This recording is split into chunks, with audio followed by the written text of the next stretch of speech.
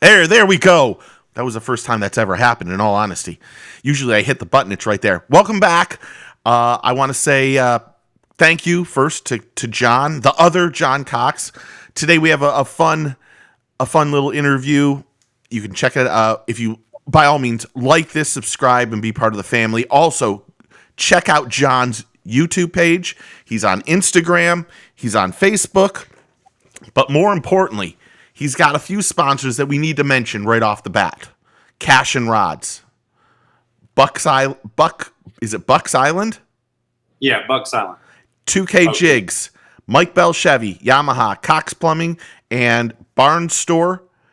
We have to say a special thank you to Mike Mueller of Luz, who I think I saw sent you some new Luz rods, so thank you to him. And then John Cox, Century 21.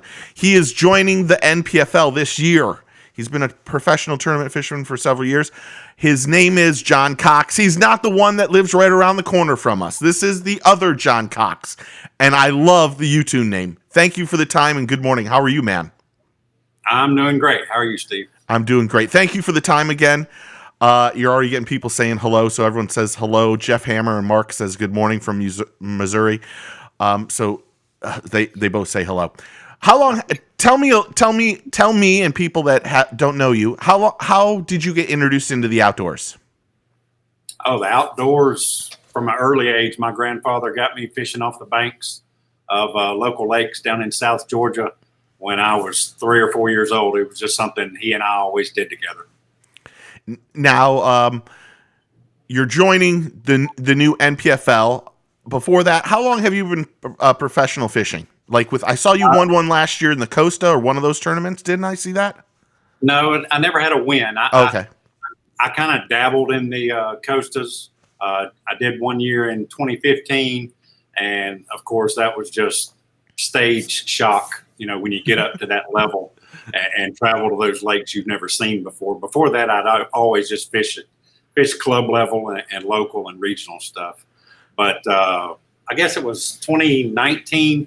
I stepped up a little bit and went to the Costas when they changed it up and got a little more regional for me. And I had a pretty good show, and I had a top 20 at Santee Cooper. Nice. And it was my first time being there, so I really enjoyed that. Other than that, my background is just in club tournament fishermen, and I did a lot with high school anglers around my area and being a boat captain for about 5 years with my daughter. Nice. What is making you make this giant step into what y'all are calling the league? Right. The biggest thing for me, and I feel like, and the league has proven it already, that there's a lot of guys out there in my situation where, as a business owner and a father and the responsibilities I have here at home, it's just not a cost-effective venture for me to chase a $600 check, across the country. Granted, the ones that win the opens, they make some good coin, but it's just not a cost-effective deal for someone in my position to travel for a week or two at a time to go and have a 1 in 200, 250 shot chance of winning, where I can't quote the pay scale, but even that top 20 finish at Santee Cooper didn't cover the trip. Mm-hmm. Versus staying here at work and making the money I could make it work. Now, how is that going to change now? Because now you're going to be. You obviously the schedule. I mean, obviously. Right. Yeah. For the NPFL, I definitely know the pay scale, and it gives me a 1 in 3 shot at paying for the trip, paying for the entry fees. Obviously everything's on a bigger scale. It's more entry fee, but it's going to be less boats. So you're looking at 125 of the same guys. So you don't have to deal with the local pressure that have been there practicing for 6 months leading up to the tournament. Mm-hmm. You're dealing with the same guys, a lot of them in the same situation that I am, that they're going to show up and have the same 3 days practice that I'm going to have. And we're going to compete on an even playing field. And we all have a 1 in 3 shot of making our trip worth it. And so out of 6 tournaments, if I can get in that top 44 for 3 times with some sponsor money added in, I've made money for the year. Yeah. And for a business person such as myself, if I can take 6 weeks vacation away from work and actually make it profitable, It's a good. Yeah, that's key to this whole thing. You've looked at the schedule? Is there any of the six places you follow? Lake Wright, Patman, Harris Chain, Pitwick, Winnebago, and then Grand Lake. Is there any? What is your thoughts on? Is there any ones that you really like more than others? Obviously, I live in West Georgia, so I fish all the club tournaments, the ABAs and stuff like that I've fished over the last few years have been in Alabama, just because I prefer fishing in Alabama better than Georgia. But obviously I'm looking forward to Eufaula because it's the first, and because I actually, over the last few years, I've always had a travel trailer, a camper, and I've taken a custom to putting it on a different lake every year. And just by chance, last year in January, before the schedule was even close to announced, I had chosen Eufaula as my lake last year. So I fished the ABA Southern Division down there this past season, had my camper there. So if I had a weekend free, that's where I was. So I've spent a lot of time on Eufaula this past year. And then Pickwick, through high school fishing, the 5 years that we did high school fishing every year, my daughter and I traveled to Pickwick in July, the same time we've got it scheduled for the FLW TBF World Finals every year. So in a 300 field plus boat field, she had several top 20s over the years. I don't remember her stats. And of course, I couldn't fish, but I was sitting there looking at the graphs, so I know what lived there, and I know some of the places they live. Yeah, that helps. I mean, Yeah, why do you? This is an odd question. Why do you like fishing Alabama more than Georgia? One, I feel that the lakes are a little bit better. Okay. And being in West Georgia, there's 3 or 4 major lakes that are always on the trails, and Atlanta is directly between me and those lakes. And if you've ever towed a boat through Atlanta, It sucks. on 75, 85, 285, yeah, those people that drive in Atlanta every day, they don't know what a bass boat looks like. And I mean, they're all around you. And I wouldn't put myself in that position voluntarily. It's tough to drive through there pulling a boat. Yeah. Well, have you ever been down here to the Harris Chain and fished? No. No, I have gone to Okeechobee twice. The first year I fished the Costas, of course, it was daunting. It was 19 times bigger than my local lake or my home lake of West Point. So it took me 2 days to find a bite. It was tough, and I was shell shocked, to say the least. I think you can what? I think you'll find that the Harris Chain is a little bit easier to fish than Okeechobee. I've looked at it and done some studying on it, and it definitely doesn't look as daunting as Okeechobee does. And then, of course, in 2019, it was record low water, so everything I had found from 2015 was on the shore, so you couldn't even get to it. So had to learn it all over again. So you have a couple that you're looking forward to. Are you a smallmouth fisherman? I mean, when you go to Winnebago, I mean, are you just going to be just completely lost, or what is maybe the better way to put it is, have you started to look at these other lakes, and how is the process of looking at them? What do you do to try to get an edge ahead of time? Fortunately, I'm in a position now where for my plumbing service, I'm pretty much a dispatcher. I answer the phone, so I'm sitting in front of I don't know how big my monitor is, but I'm sitting in front of a big screen right now. Uh-huh. So I spend a lot of time on Google Earth, looking at the banks and looking at the shorelines, and then I'm over on YouTube watching tournament results and podcasts and any information I can find on these lakes. I've been studying since the schedule came out. And as far as smallmouth goes, I fished a national, or I didn't fish, I boat captained for my daughter on a national championship on Kentucky Lake. And we caught some smallmouth, but I personally have never caught a keeper smallmouth. Really?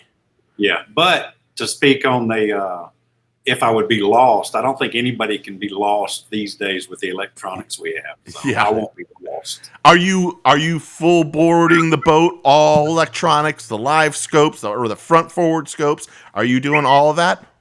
Yes, I'm doing 360 and live scope. Yeah. That seems to be the big trend. And I know Lawrence has something coming out here. I don't even know what it's called yet, but I saw some stuff online. Um, what type of fishing is your? Are you a power fisherman? Are you a finesse fisherman? What kind of fishing do you like to do best? If I get a choice, I like to power fish. Would always be my first choice, but I do finesse fish from time to time. So I feel like I'm pretty capable with a drop shot or a wacky rig, just as good as I am with a swim jig or a big worm.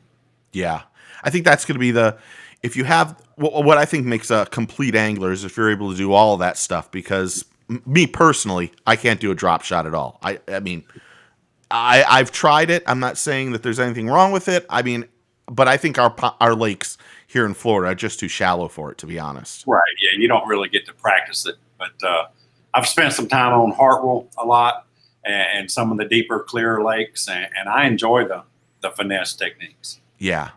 So did you go up to Eufaula this last weekend with NPFL to do the media stuff that they had going on? I did. I was there. They had invited several the anglers that lived closest to it. So, yeah, I was fortunate enough to get an invite and definitely enjoyed my time and got to meet a lot of the production team. And it's really going to be exciting, some of the stuff they're doing. Do you mind if they call it or people call it the working man's league? I mean, would you take offense to that if someone said that? I don't take offense to it. A lot of people take offense to it. I think, just for lack of a better term, the haters that I hear talking about it, they say there's no way a $5,000 entry fee is a working man's entry fee. But I look at it more. I think when I refer to it as a working man's, it's the part that I was talking about earlier, where it's cost effective, and no matter what the investment, you see a higher chance of a return on that investment with their pay scale than you do, say, the Opens or the Toyota Series. And it's nothing against those series. Those series are great feeder series, yes, to get to an elite series or the BPT where it is cost effective. But when you're 50 years old and own a couple of businesses and have children to take care of and the home responsibilities, it just doesn't make a lot of sense to start at the bottom when you can, it's just like walking into a casino. You want to play the games that give you the biggest odds of winning. Mm-hmm. So, if I go to a casino, I'll walk past the slot machines and go straight to the blackjack. And that's kind of how I see it here. I'm going where my odds are best to make some money. Yeah, I mean, I'm not saying it. I think you have to start someplace, and right. If this is a great way to start someplace, make money, and move up. Is that an right. option for you? Would you like to be in the elites? Would you like to be with somebody else, or are you gonna, I've got 3 years. I'm going to work with NPFL, and then let's see where my career goes. My mindset going in is I've got 3 years, 2-year contract with a 1-year choice for the third year, but you just never really know if you're good enough to do anything at any higher level. So I look at it like a business. This is going to be a business venture for me. If I can make it profitable, enjoy it, have fun, and make it profitable, that's the key. That will decide all decisions. But I definitely didn't go into this with the dream of making it to the elites or the BPT or anything like that. My first 4-day tournament, 3-day tournament, or it's very eye-opening to know what it takes physically to fish that many days in a row. And if you throw 3 or 4 days of practice on top of that, traveling, being in a different place, I think the general public doesn't really see what that takes. Talking about John Cox, I mean, he's like a Superman. Yeah, to do what he's doing this year. Mm-hmm. It's going to be amazing to watch. I've been a huge fan of John's for years. It's going to be amazing to watch him fish 3 tours. I can't wait. Yeah. How many people come up to you and ask you if you are? Do you get that at all? I mean, how annoying is it, to be honest? No offense to John. Right. Definitely no offense to John. I don't get it in person as much as I do online. Yeah. I feel like I had a better social media presence going back the last few years, and does great on social media now. But I believe I picked up a lot of his followers where they thought I was me, they thought I was him. Mm-hmm. But I've always been up front. I get messages all the time. I get tagged in advertisements all the time. Mm-hmm. When he won the Forest Wood Cup, I've got invites to travel, to go to places.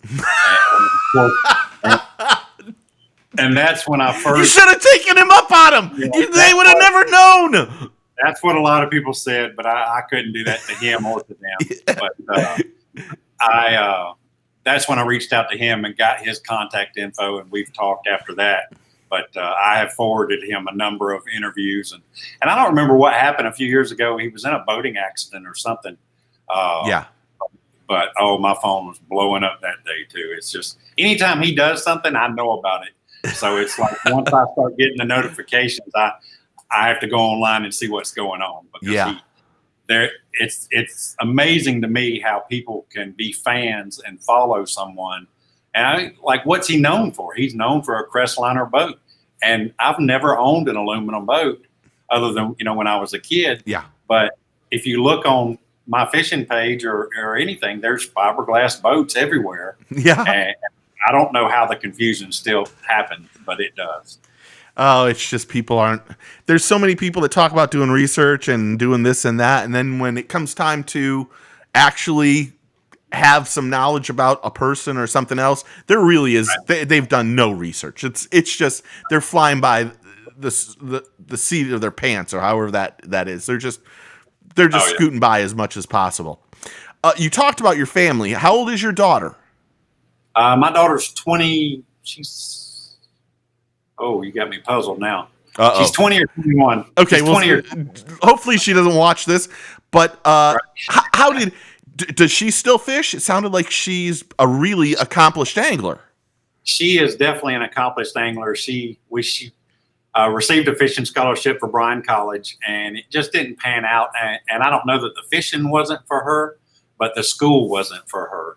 She's always worked. She's worked from an early age at an animal clinic here locally, and she's doing veterinarian service now. And She has gone back to school online to get her veterinary stuff. I don't know exactly what she's doing, but she is 20 because my son is 21.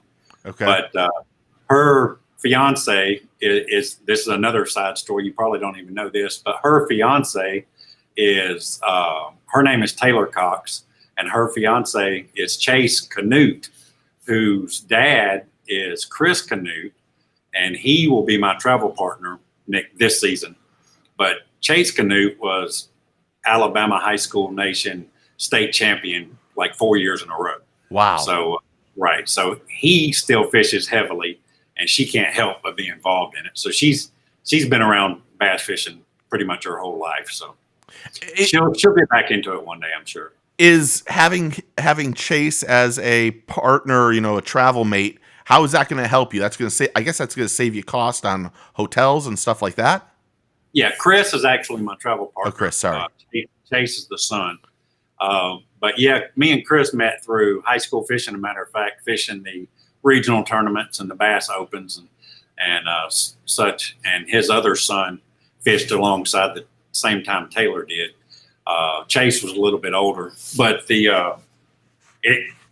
Chris works all over the country in his construction company, so he has a good deal on hotel rooms. So he offered up we'll be staying at my place at Eufaula. I've got my camper down there still, but other than that, we'll be doing the hotel route.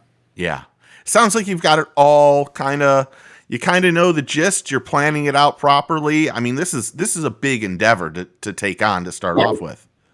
It's huge for the guys that have never done it on this level.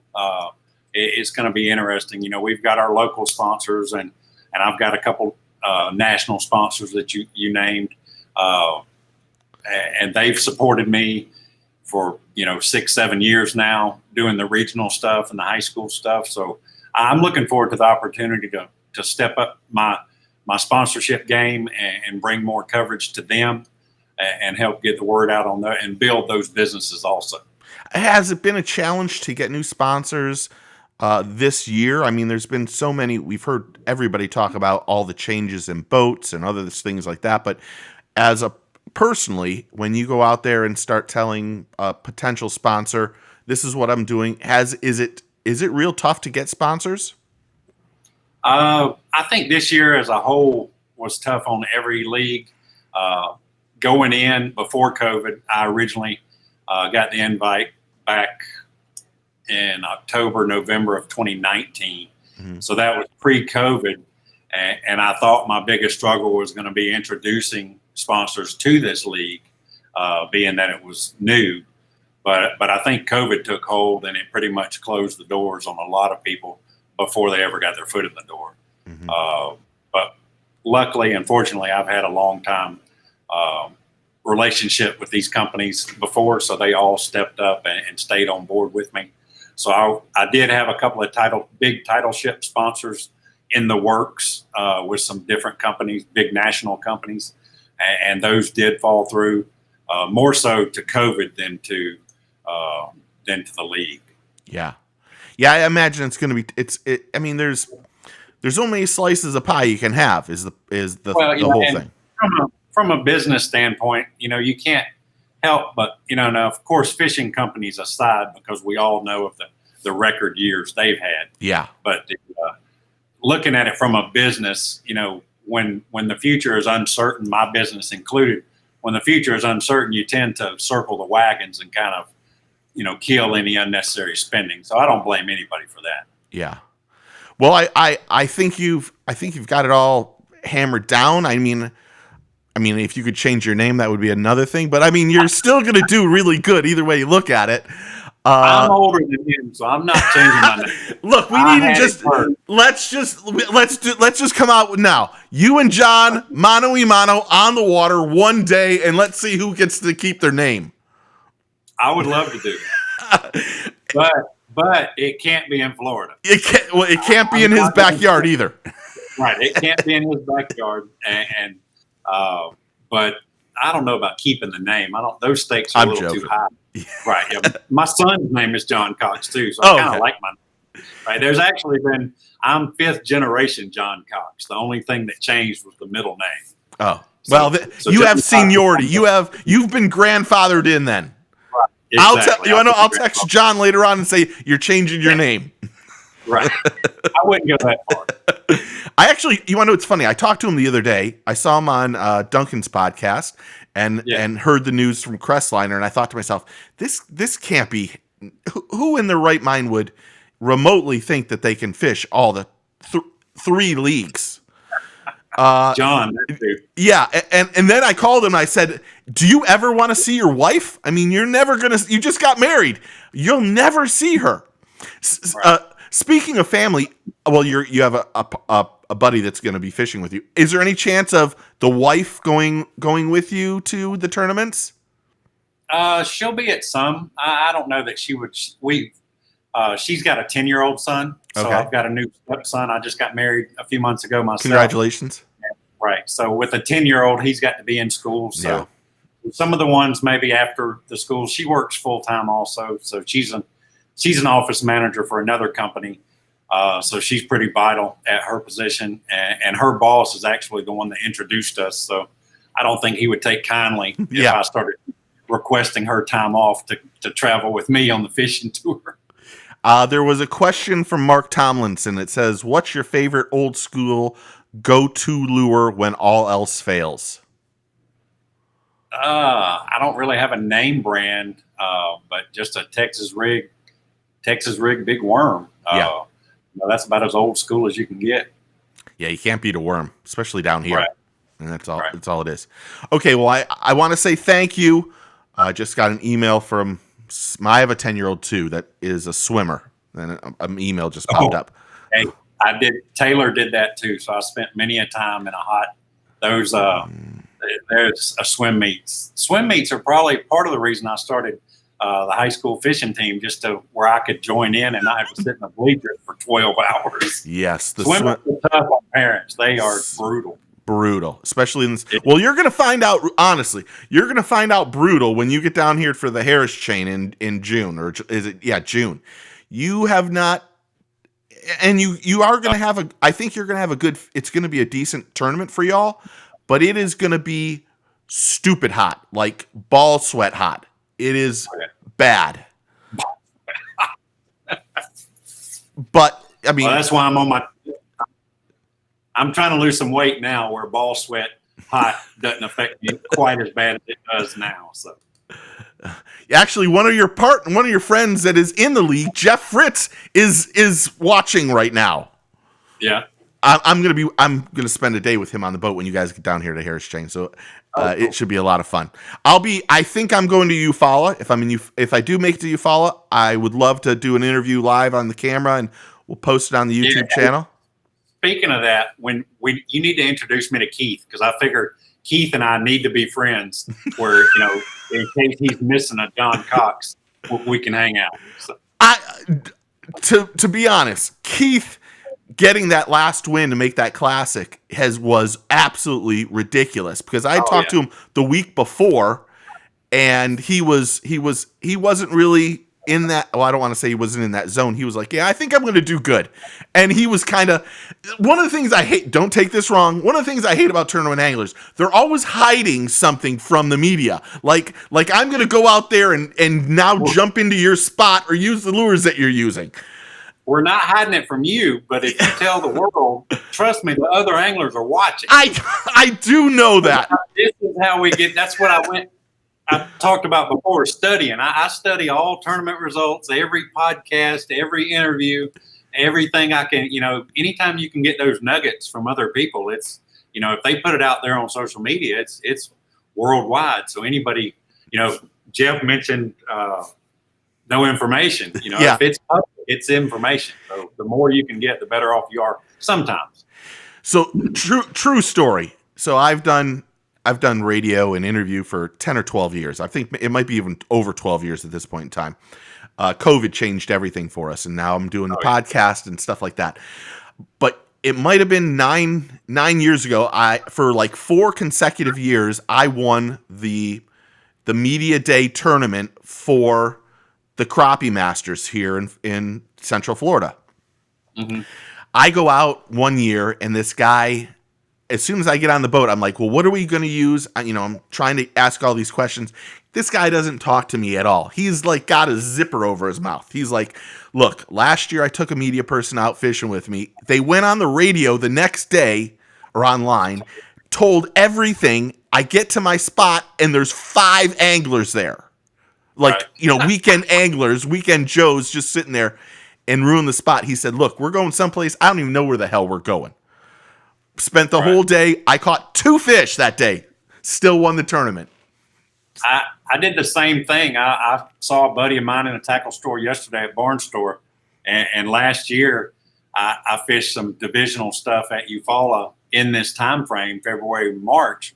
And pretty much when I was done, in my mind, I didn't need that information anymore. And so the couple of guys that I gave the information are now fishing in that division this year. So they're going to be at Eufaula beating up the fish that I need to be there in March. And it's just like, you never know when it's going to come back to haunt you. So you really, as an angler, you have to be careful what you tell to who and where and when. Yeah, it's like your favorite, as someone who's just a regular average Joe, fairly decent fisherman. I wouldn't even put myself in pro fisherman remotely, because there's so many things I can't do. But I find a spot fishing, I can tell you one thing. My ass is shut. I don't tell anybody anything anymore. Because I'm still trying to learn that. I like to not really brag, but it's like I'm so proud of myself when I do catch them. I show video and GoPro and pictures, and there's just so much info in those pictures that people pick out the details. And hey, I know that tree. And oh yeah, they kill you on the details, and it's just. Yeah, you really. My wife has gotten where she asked now before she posts any pictures, and even I mean, I'm still learning that. You just got to keep your mouth shut. Yeah, I go fishing a lot, and a lot of times I just find myself fishing, even though the cameras are on the GoPro on my head and a GoPro behind me and a real good camera too. If I catch something that's really decent, I can tell you that footage does not go on the YouTube channel anymore because you really get slammed because of it. Okay, well, everybody, Well, check. you just never know when you're going to go. Yeah. Anyway, John, I got to say thank you for the time. Everyone go to his Instagram. It's John_Cox_fishing. You can check him out on Facebook. If you want to know his exact Facebook, it's John Cox Tournament Fishing. That's your Facebook page, by the way. And then how are you doing on TikTok, just out of curiosity? I think I'm around 4,600 followers. And stuff. That's wonderful.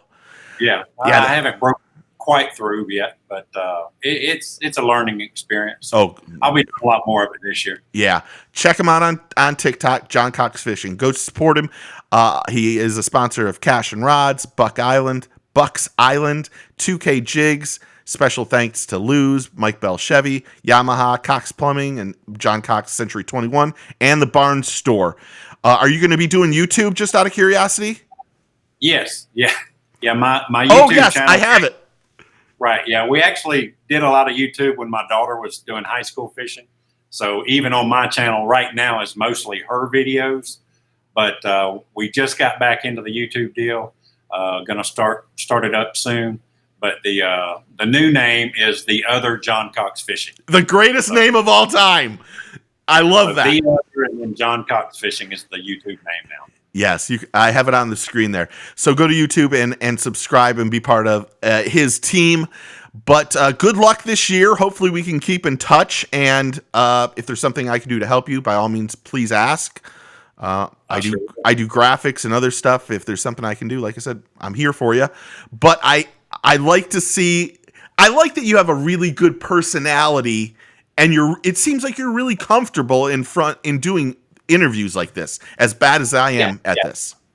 Yeah, it's fine. So good luck this year. Let's see you kill them. I mean, go to Eufaula and beat these guys. I'm hoping to. That's the plan. And I'm going to set up the match for John Cox. Okay. Hey, can I have Keith? Can I get a little help? Let Keith be in my boat, and maybe you and John's boat. That'll work. Well, I mean, I don't want to have to. If it's me and John, I mean, it's probably going to be us. I'm just joking. I'm busting ass. It would be fun though. Honestly, I'll forward you Keith's number. You can text him. Right. You'll really like him. Was he at the Eufaula this weekend? No, he was not. Oh, okay. I thought Eufaula was only like 5 or 6 hours from us, but maybe it isn't.